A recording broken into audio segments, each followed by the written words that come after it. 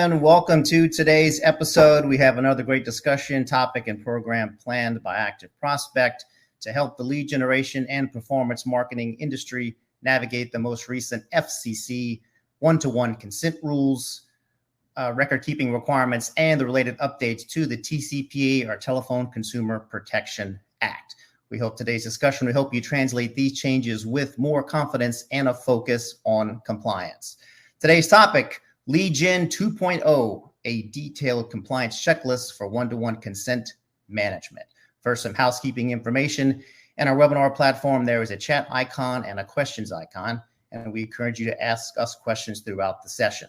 Please use the chat section for general comments and interactions with other participants, and please use the question section if there are items you would like us to answer. We will leave time at the end to review and respond to your questions. And look for a poll section where we have a few insightful questions we want to ask you in the audience today. Be on the lookout for a brief survey at the end of the webinar, and we encourage you to share your feedback and include any topics you would like us to explore in the future. And a link to today's recording will be emailed out tomorrow morning for reference and sharing with your colleagues. Hello, I'm Benjamin Farah. I'm the Director of Privacy, Security, and Compliance at ActiveProspect. For the past 20 plus years, I have worked for companies in the performance marketing, market research, financial services, and healthcare space, mostly focused on data privacy, data regulation compliance, internal auditing, and information security. Over time and in all those industries, significant data regulations were passed, and I was on the team responsible for reviewing the new rules, working to seek clarity, and establishing a compliance program.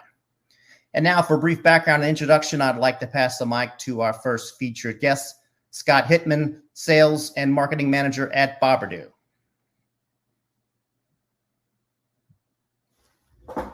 I'm mute. Yeah.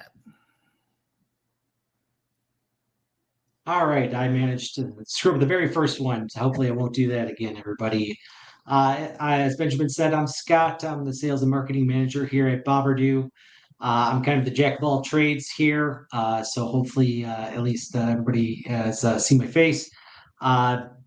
So I'm responsible for all things related to our prospects and our clients.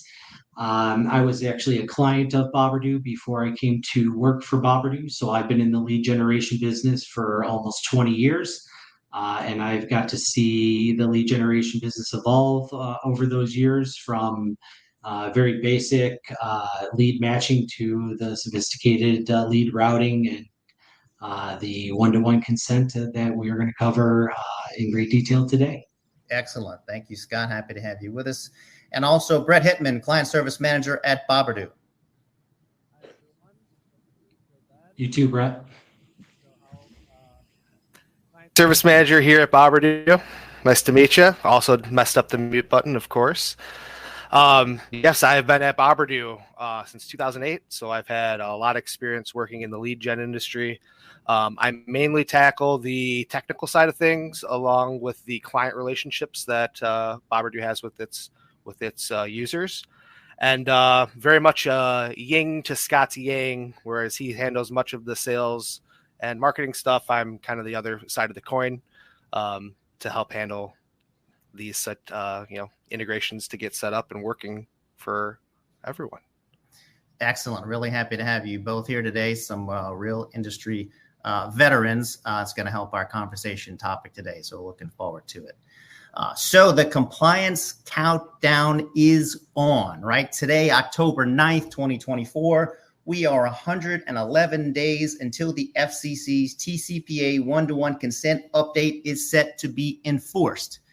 And with that equally round, odd number, you can perform the easy math to see we are fast approaching the important 90, 60, and 30-day period for a healthy lead generation pipeline, with the leads that you are planning to contact on or after January 27th needing to be presented with one-to-one consent notice and having supporting evidence or record-keeping requirements.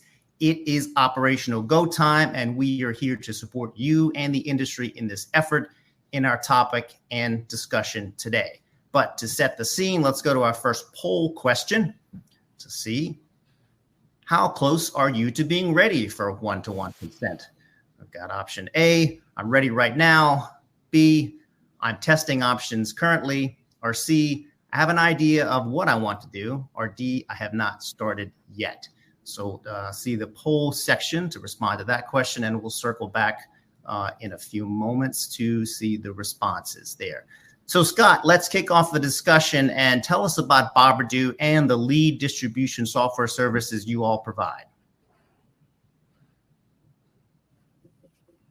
More mute. Absolutely. So Boberdoo provides software to the lead generation industry. We help our clients route, bill, and scale their lead generation activities. We have a generic solution that can be highly customized around the lead generation methods and activities.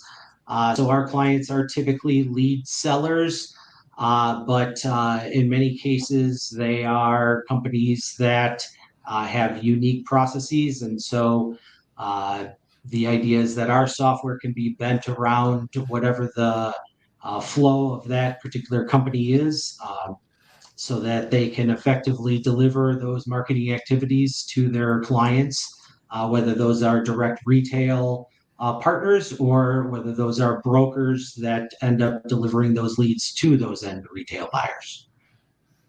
Okay, excellent. And our service, we have a similar solution called Lead Conduit. So we're here partners, which also represents the industry flexible solutions, whether you choose Boberdoo or whether you choose Lead Conduit, find the one that works for you to help in your lead routing solutions. It's important to note that neither of our solutions, we're not lead buyers or sellers. We're both a platform. We're software as a service, really a data processor only around those components for lead processing and analytics and routing and all of those specific items there. Yeah, I think that's a good point, Benjamin, is that neither one of us have bought leads or sold leads, and we're just software providers. Yeah. All right, let's go to our poll. Let's see how ready the people are in our audience. So we'll generate those results. And so we've got 20% said they are ready right now. Excellent. I know they've been watching our content and they are rock and roll, ready to go. We've got 50% that say they're testing options currently. That's where I expect also proactive people to be sitting around in that space. 22% say they have an idea of what they want to do. Clearly, those are kind of discussions that we're hearing. We've got 7% that haven't started yet. Does that represent what you're seeing in the marketplace, Scott and Brett, about those preparations? Yeah, I think so. Those kind of generally align with what we're seeing as well, right? It's a whole new kind of endeavor, right? That might get a little freaked out about it. So all the prep you can do to get ready for it is better for everyone. So I'm loving to see that majority of everyone here is either ready or testing. Yes, absolutely. And I would say that especially those people that are sitting in that 50% are discovering what Brett and I are experiencing now, is that testing experience for the one-to-one consent is significantly different than the testing experience for the standard process of ping post has been traditionally. And whatever it's a lot more extensive. Yeah, it's a lot more extensive, and there's a lot more scenarios that could possibly be or need to be tested in the one-to-one environment. And so there's a lot more things that need to be spec'd out ahead of time and then during that testing process. So it's no longer as easy as it once was.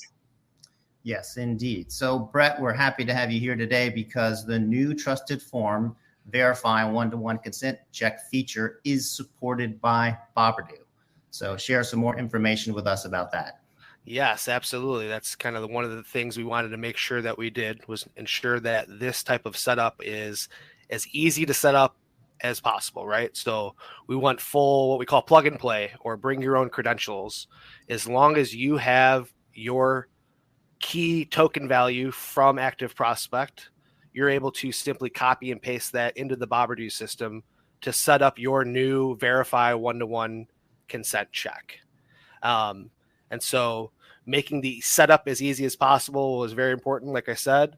And once you're in the system, now there will be rules, and you can see the little screenshot here that popped up, just a kind of a brief glimpse at to what some of the rules may encompass here. But essentially, when you're going through, you're ensuring that the consumer, the lead, has selected the appropriate, one-to-one consent option for that advertiser.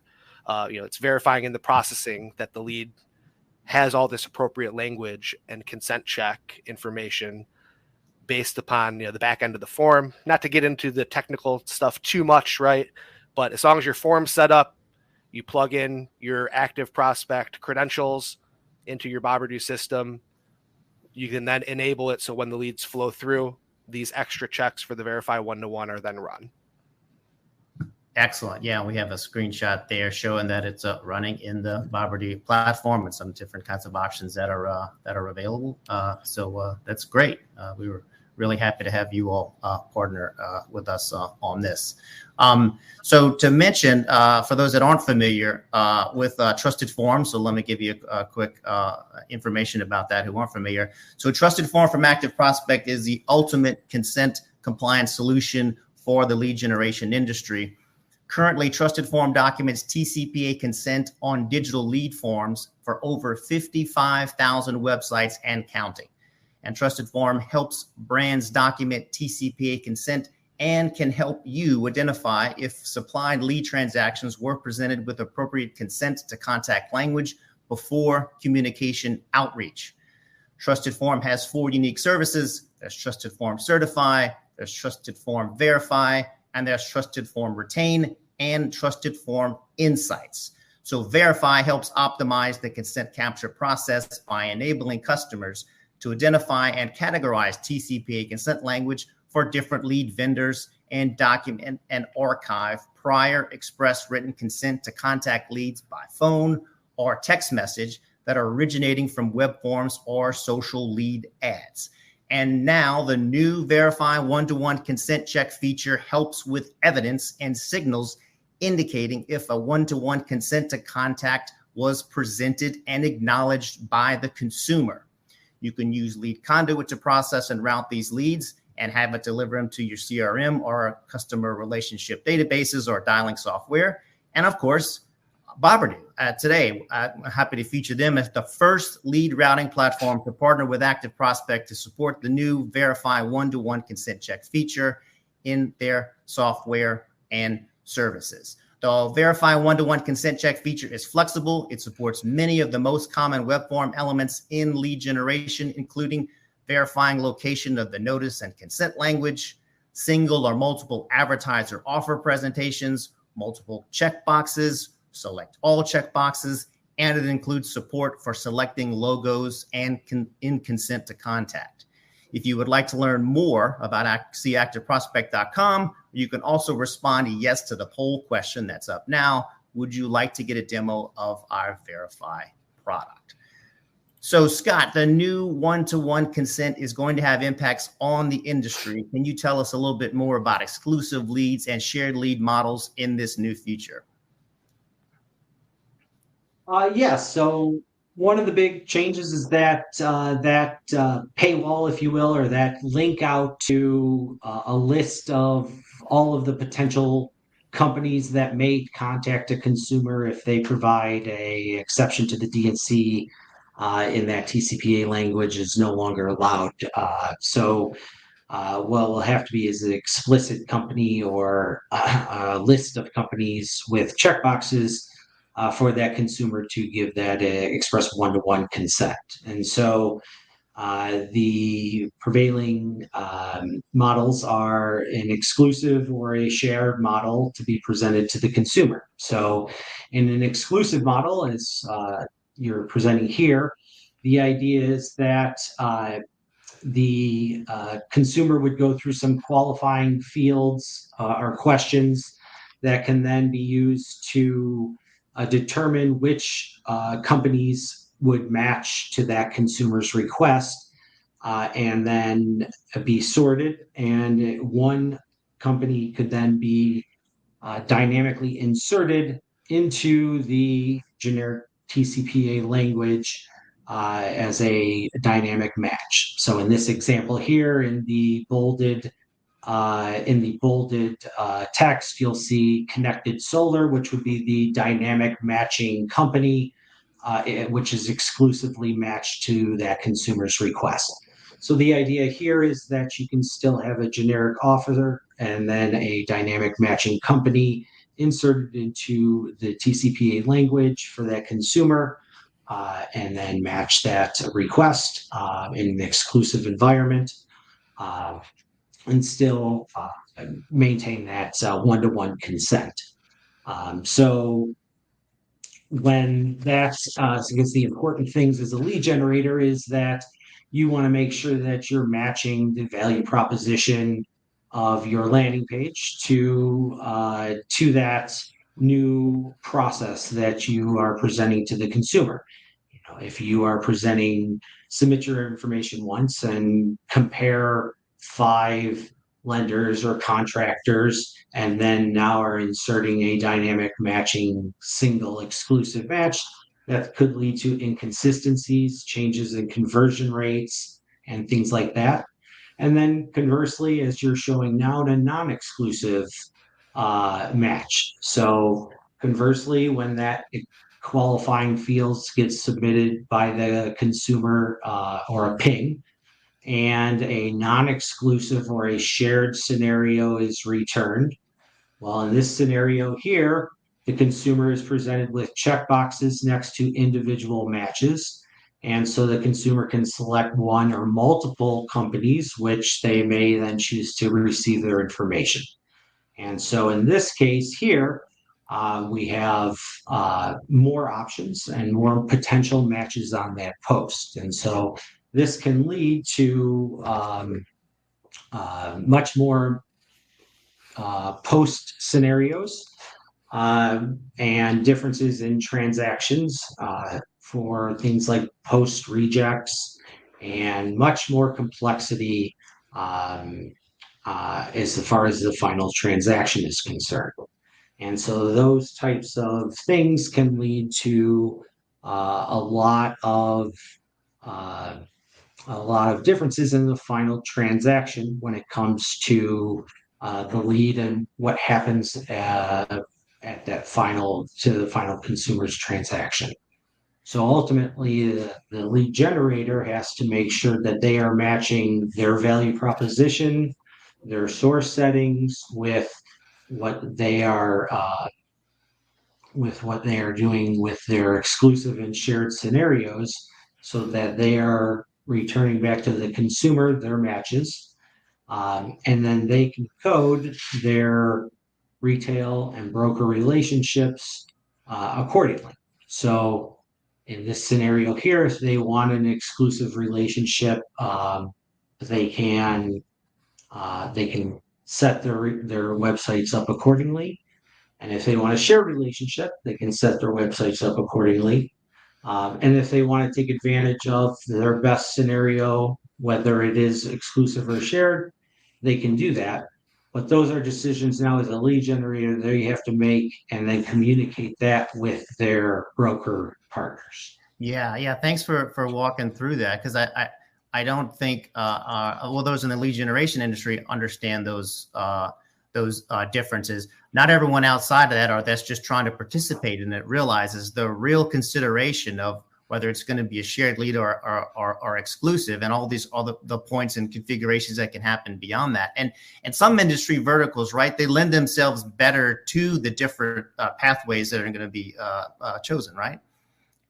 I think so. I think what we're seeing, like, for example, if you look at an exclusive, if you look at legal, we're seeing a lot of exclusive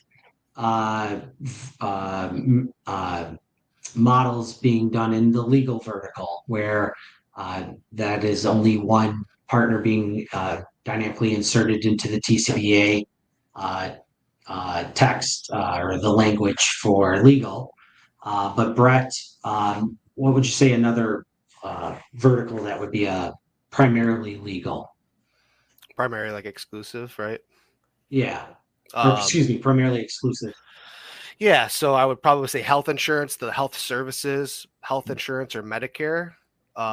Those will tend to be generally more exclusive. Not to say that they cannot be shared, Right. but mostly based on what we experience and what we see a lot of our clients use, those two verticals, along with legal, really are using exclusive more often than shared.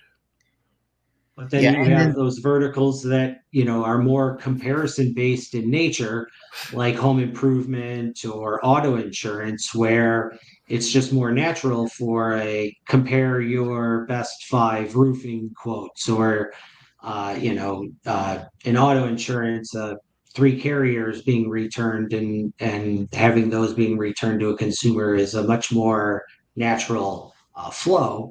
And so that case is, testing those responses and those multiple sellers is a much more, you know, common landing page experience.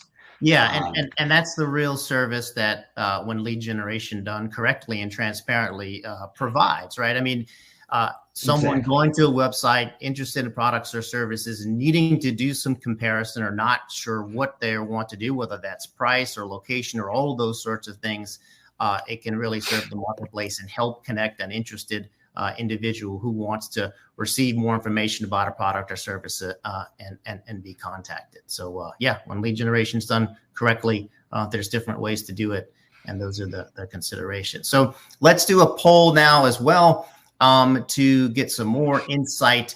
What lead models are you thinking will work best for you in preparations for this January 2025 one-to-one consent deadline?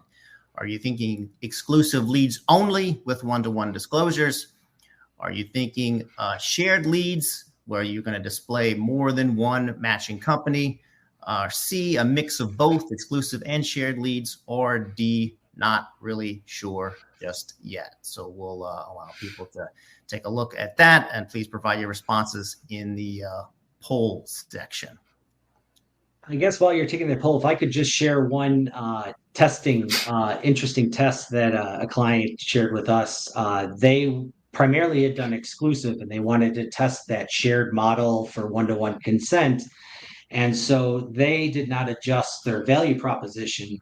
And so they had, get matched to the best contractor on their landing page, but they were still showing multiple selling companies in their beta test. And so they couldn't figure out, they were still getting one selection from the consumer. And it wasn't until they realized that the value proposition was still singular by nature in terms of the action item. So it was select the best contractor. They were presenting multiple matches. And so the call to action was still select the single best one, even though multiple matches were being presented. And so it wasn't until they changed that call to action to compare multiple contractors as the call to action that they started to see the effects of presenting multiple sellers to the consumer in the new one-to-one environment. And so sometimes those simple changes on the landing page can have drastic effects in both what a consumer views and what they are selecting in terms of those matching companies. Yeah, absolutely. A very good and tangible example of those key decisions and differences. Okay, let's take a look at the results. What lead model are you thinking work best for you? And we've got 38% said exclusive leads only with one-to-one. 8% said shared leads. 37% a mix of both exclusive and shared leads, and 16% not sure yet. So what do you think of those results? Seems about expected. The exclusive is the path of least resistance. Yes, and the easiest and figure. right. And I think that the shared does require beta testing, right? Because you never know what the effects are. And I think it is very vertical specific. So I think if you are a lead generator, and I think it's certainly worth a beta test, because again, depending on your vertical, you can, if you're selling exclusively and you have an opportunity to present 5 matches to a consumer, then there are revenue opportunities there. Excellent. All right. So next, we promised a checklist. So let's highlight some of those. And thanks for your input on this, Scott and Brett, the consideration. So these are some important conversation topics that those out there are going to need to explore with their lead generation partners. Doing this now, if you're looking to set up the one-to-one in either exclusive lead model or shared lead model. So we've got some of these on screen right now. And so checklist for lead website sources. Number one says determined if owned and operated or brokered sources. What do you mean by that? So in terms of that, traditionally, many cases, you would just create one source and hand it off along with your API specs and give those to somebody for integrations. But sources just being like that, campaigns or tracking variables. Right. And so now, given that those, just talking about that exclusive and shared scenario, some individual website owners are going to say, I only want to do an exclusive. Some are going to say shared. And so now you're going to have those more detailed conversations. So you're going to have to create separate sources for brokered websites versus owned and operated websites, because there may be differences in those exclusive and shared scenarios. Okay. All right. So number two, you have labeling sources, sending one-to-one leads versus standard or traditional leads. Yeah, absolutely. So when we look at kind of your ecosystem as a lead generator, you may have still leads coming in under your standard processing. You may have lead buyers that require one-to-one consent. You may have lead buyers that do not require it. You may have sources sending in leads that have one-to-one consent, those that don't. And so you're going to need to be able to organize your entire lead ecosystem according to those two standard, or those two labels, so that you can make sure those who require it one-to-one are getting one-to-one and only one-to-one, and those that are eligible to get those standard leads that you can monetize are still getting those. And that type of labeling needs to be present in the lead system so that you can set those sources and be able to have those throughout your system. Okay. Third item here, you have issue new credentials and testing. No longer one and done. Absolutely. So the idea here is we've seen a lot of people try to use existing sources and API keys and credentials in general to just start testing with the new one-to-one, try to just start, here's the new API, just their idea being, right, hey, they're already set up. I'm just going to give them something new to overwrite what they have set up. But we really kind of going off of number one and number two, really urging and recommending to separate these out. We keep on saying the word sources. Again, these are just like tracking variables for your campaigns inside of Boberdoo, so you know where the lead is coming from, right? And the idea is if someone's currently sending you leads, they have one particular variable. When they start sending you ping post consent, we are urging to use it under another separate variable, so that way you can easily track and diagnose and compare who is sending into what API and what leads can go to what buyers, kind of just playing more into that number one and two from the checklist. Okay. Excellent. Absolutely. And then when we talk about testing, it used to be oftentimes you would submit a test, and then if you got a success, maybe you would submit another test to try and get an error, and then that was sufficient. But now, because there are other use cases that may come into play. What happens if you have a partner returned, but they are not selected by the consumer? Or what happens if there are multiple sellers returned? There could be different combinations that are sent in on the post. So there are more combinations or potential combinations that need to be tested out in the one-to-one environment. And so testing, when we say no longer one and done, it means no longer a situation where you can just do one test, get a success, and then set a delivery or an integration block. We're really saying like testing needs to be a more comprehensive process of several testing scenarios that should be set up and put in place so that you can set a partner live over a series of time, as opposed to just getting one single success and considering every potential scenario with a partner live based off of one success. Yeah, it reminds me of the mic check, right? Testing 1, 2, 3. It's not just exactly. Right? Yeah. where we Exactly. go all the way through. Check. Keep testing. Okay, excellent.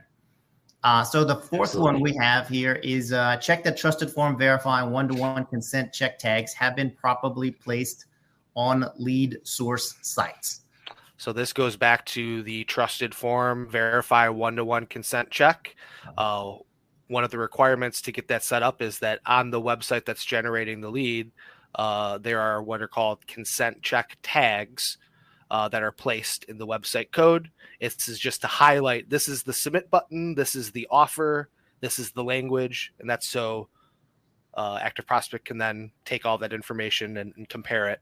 And so since that is something that has to be done on the website, right, where the lead is getting generated from, that is something only someone who owns that website is able to do. And so that it becomes another kind of part to lead into from number 3 of the testing, right?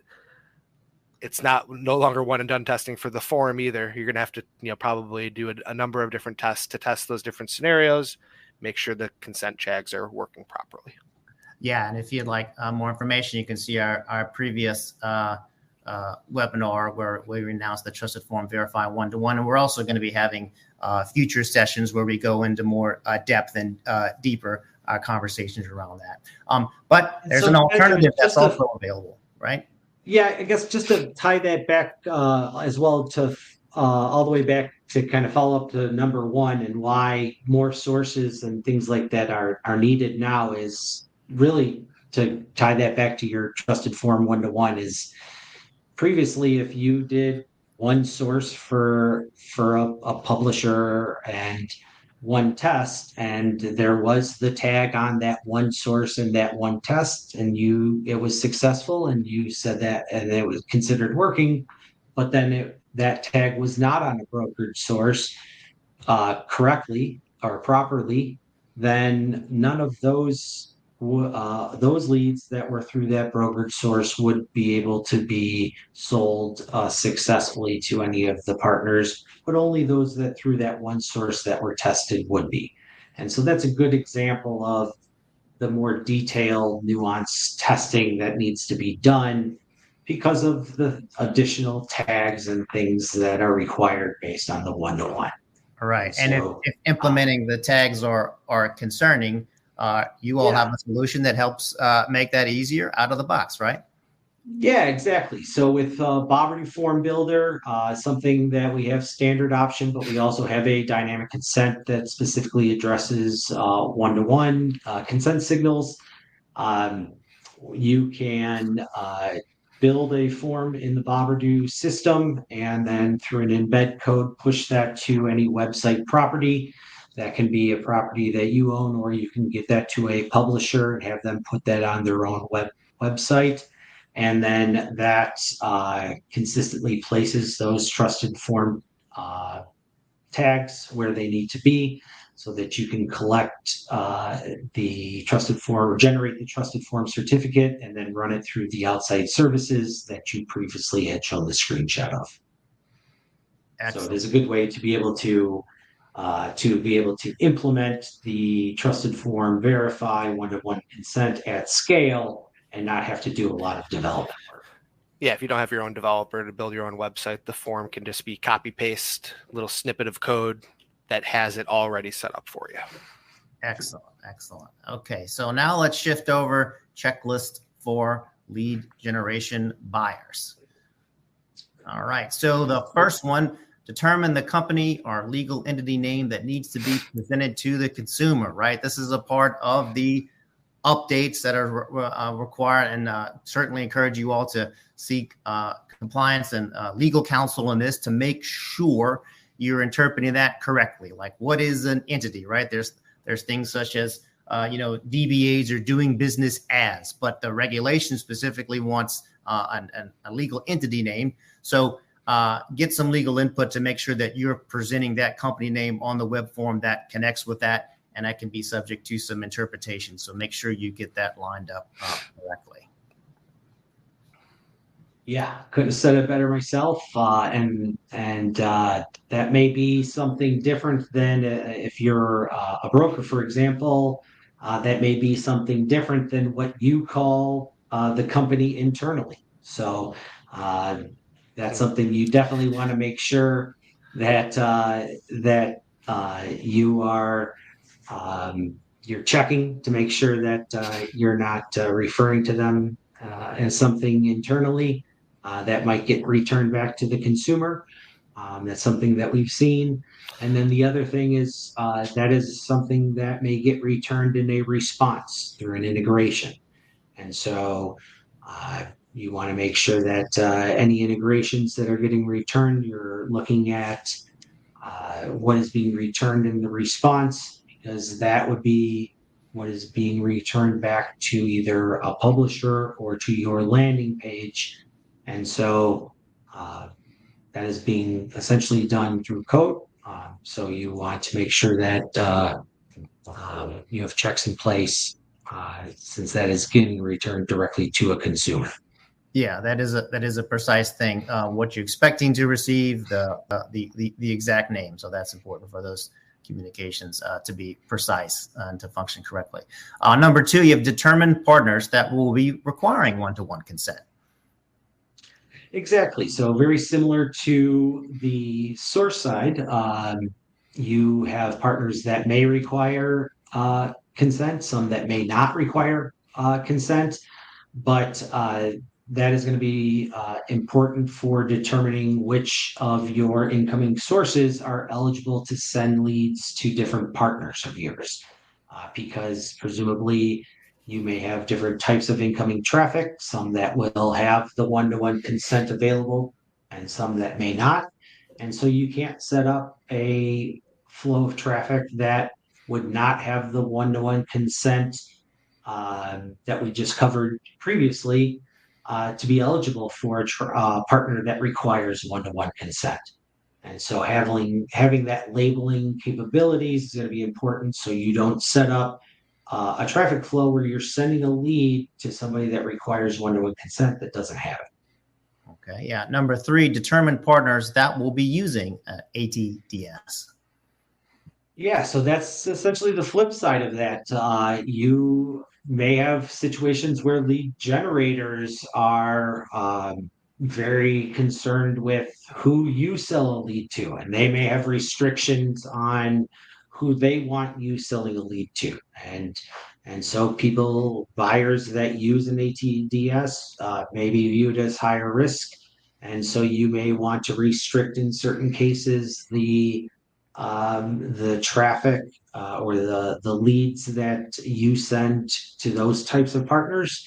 And so knowing those that use an ATDS versus those that don't, I think is important, or we think is important. And so determining that, being able to label that in the system is important. Yeah, automatic telephone dialing systems, and that's key for TCPA. So that's the crosshairs right there, the use of that and definition of that as well. Number four, label partners as retail or broker. Absolutely. So that is whether or not we call them retail broker. That's an internal label, but everybody kind of Calls it their own terminology is thing. different in everyone. So a retail partner would be a direct service provider, a contractor, an agent, an insurance provider. So that is the end service provider, the matching seller, as the FCC calls them, that is getting returned back to the consumer as the matching company to be presented to that consumer, versus a broker. So a broker is a company that is going to essentially have an end seller that is going to be returned through that broker to the lead generation company. A reseller, a lead generation company, an aggregator are all synonymous there. And so those are the two main classifications that we use internally to determine the different types, because the big thing in terms of labeling would be you would never want to return the broker company name back to the consumer, because the broker is not the end selling company that is contacting them. That's right. Yeah. And that's important for that FCC to wonder what. Absolutely. Okay. And then the last one, you've got this tiered. So it says obtain new credentials and test. Take us through this tiering here. Yeah, so this is where when you're testing, we alluded it to a little bit on the source side, but when you're talking about testing, when you're selling leads to brokers, there's a lot, and especially in a shared environment, there's a lot to cover because of the way that bidding works. So as a retail buyer, you could possibly have new specs. They may have different things that a retail service provider may want to return, specifically around that company and legal entity name. And so that is, an important thing that that you'll want to communicate with them. Also, maybe whether or not they're willing to participate in an exclusive or a shared scenario. That is also something that they may or may not participate in. As far as brokers are concerned, similar conversation as far as exclusive or shared. But then when we're talking about shared, we have bidding. So when we're talking about bidding, there's two ways for a broker to bid on a lead. They can bid on a shared scenario for the lead as a whole, meaning they would return multiple companies and one bid, or they can return an individual bid for each matching company. And so that is an important difference because of how your system would have to handle those two. So when you look at handling one bid for multiple selling companies, your system then would have to take that bid and that scenario as a whole and present that to the entire scenario to the consumer, all or nothing. So you could not combine that scenario with any other of your scenarios. Versus if your broker returned an individual bid for each of those matching companies, because in that scenario, you have an individual bid for each of the matching companies from that broker. That could then be combined with individual bids from any other matching company, whether that is a retail company in your system or a matching company returned from any other broker in your system. And so then that gives you the ability to create more matching scenarios in your system and return better matches to your consumer. Okay. So we advocate an individual bid scenario. Okay, excellent. And thanks for assembling those and putting all of those pieces together, because these are discussions and things that need to happen and conversations right now for changing. So it's great to bring that to light and make sure people are having discussions in and around this space. Yeah, thank you. Okay. All right. So now let's shift to questions that are from the audience. Thank you all who are out there. So let's take a look in the questions section. And Scott or Brett, take a look and see if you have a good question for a response there. I see one. I can take the first one. It says, for insurance agencies, are we going to need consent for each agency or consent for an overall company like Allstate? Right. This alludes to the point we were stating earlier, which is consult your legal counsel for the precise answer to that. It can have some complexity, and they're in the best position to give you the most qualified and best answer to that very, very valid question, which is causing some concern and anxiety for sure. Yeah.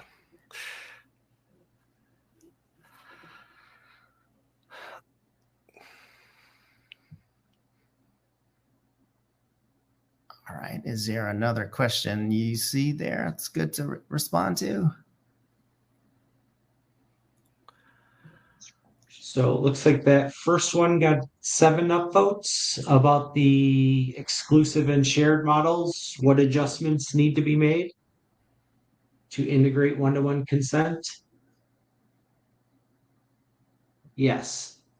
So the big changes there are when it is an exclusive, when it is an exclusive match, you can dynamically insert the matching exclusive match company into the TCPA language and not have to present checkboxes.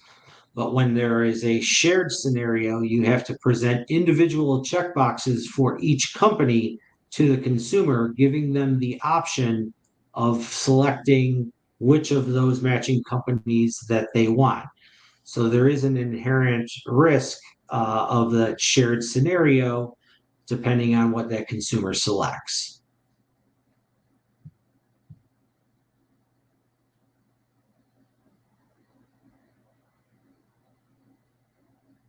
All right.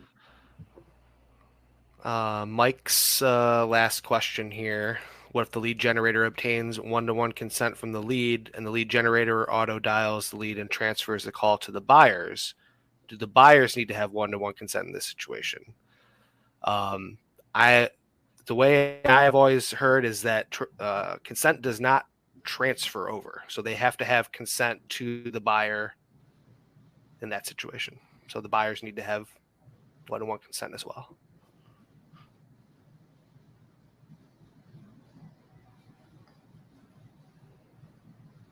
Okay. Any other good questions there?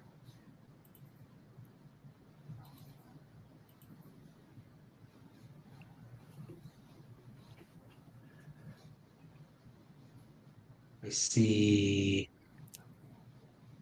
Just going down The list 15 here. buyers one, they need to be all mentioned, I would assume, right? You want to read the question out loud? What should be done when you have more than 15 buyers and you're selling shared leads? Do you need to mention all of the clients in the list?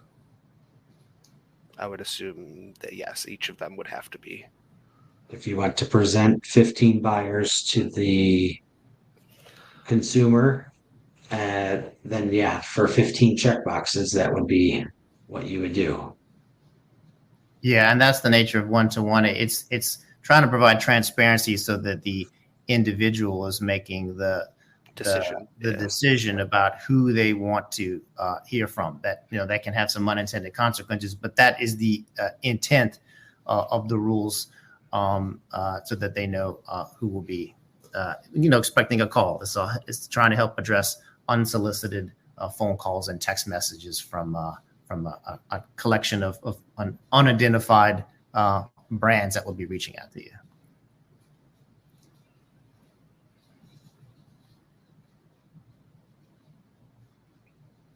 I saw several questions related to post rejects. So I guess maybe to address it kind of generically, or generally, as opposed to, there was one as many buyers post reject if the TCPA language does not match what they have in their system. How will AP verify or handle dynamic changes within the TCPA language so valid leads are not being post rejected? That's an interesting question in that I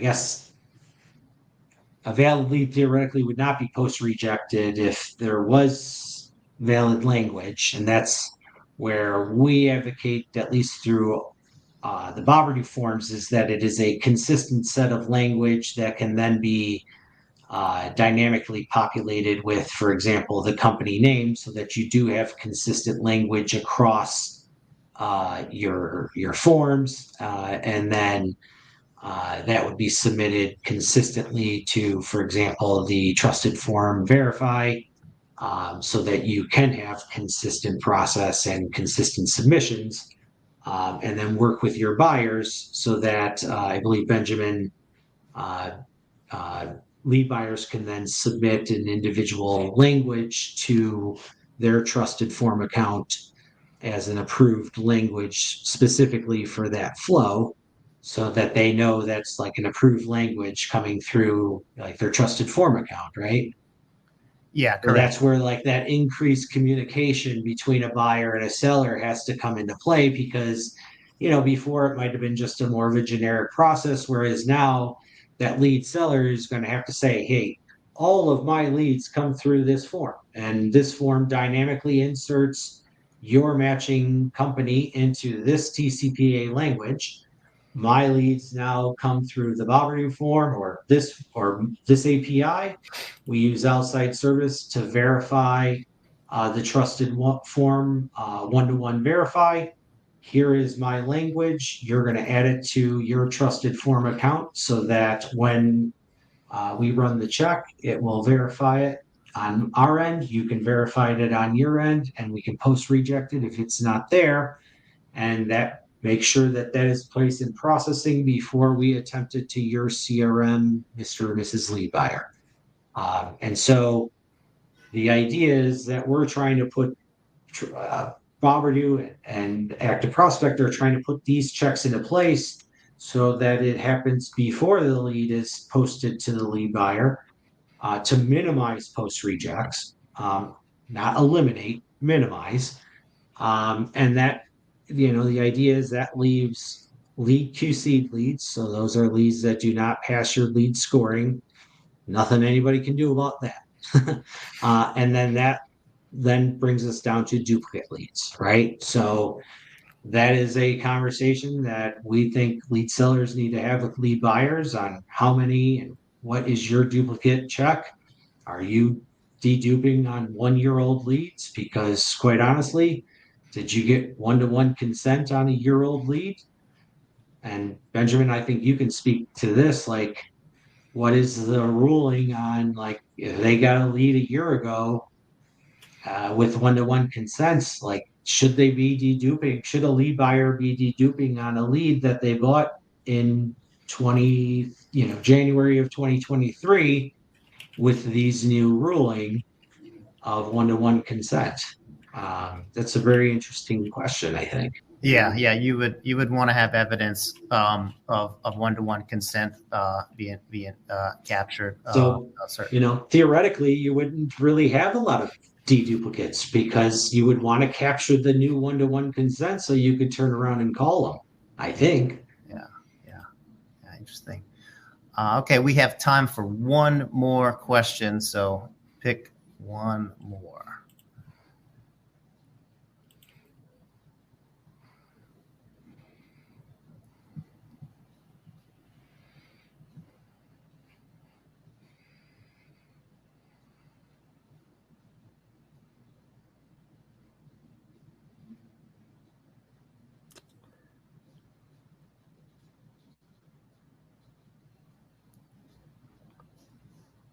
So,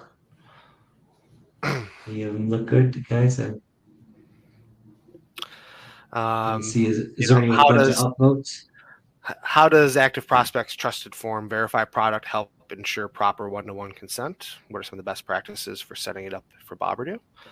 Probably a good one to close on here, since it covers kind of both of these setups. So it helps ensure the proper one-to-one consent, because going back to what we were talking about a little bit before, there's these tags that go into the code of the form that highlight certain parts of the form itself.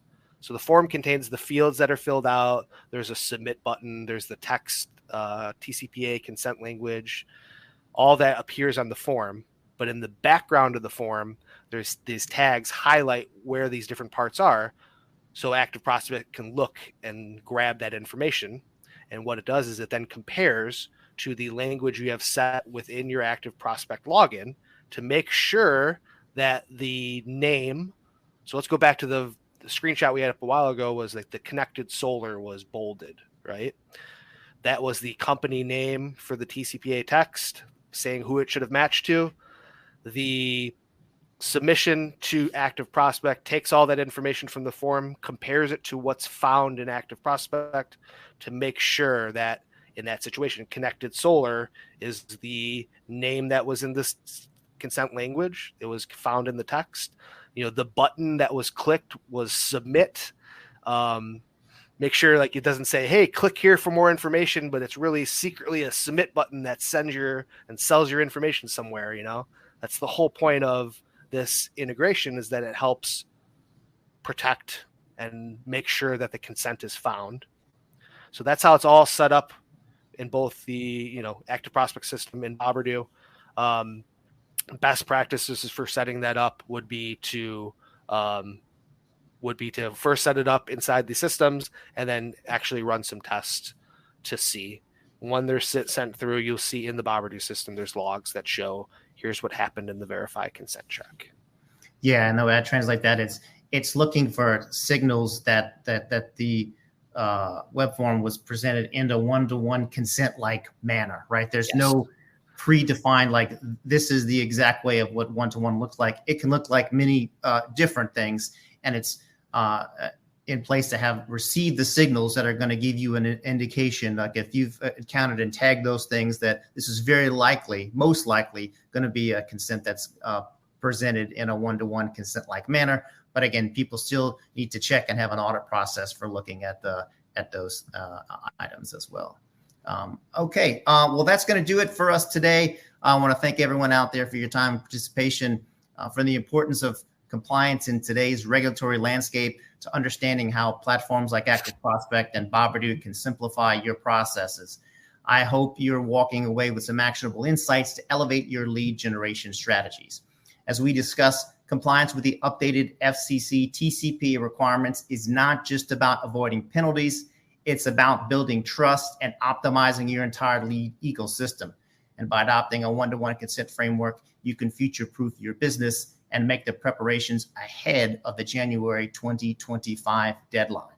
If you're ready to dive deeper into one-to-one consent management and you want to see how our solutions can work for you, I encourage you to explore an overview of Trusted Forms Verify product. We're going to share some links in the chat section now. And if you'd like to learn more about Boberdoo and their lead routing solutions, also we'll be sharing some links in the chat section as well. Be sure to stay tuned for episode 18 as our FCC series continues. We will be exploring innovative solutions to optimize your lead gen strategies, scheduled for 2 weeks from now with our friends from Shape Software. And lastly, I want to give a big thank you to our panelists, Scott Hetman and Brett Hetman from Boberdoo, for sharing their experience and insights with us today. And also thanks to each of you for engaging in the chat and asking questions today. And we are confident that with the right tools, you are on your way to mastering lead generation in this new era of compliance. Thank you. Have a great day and look forward to seeing you in the next session.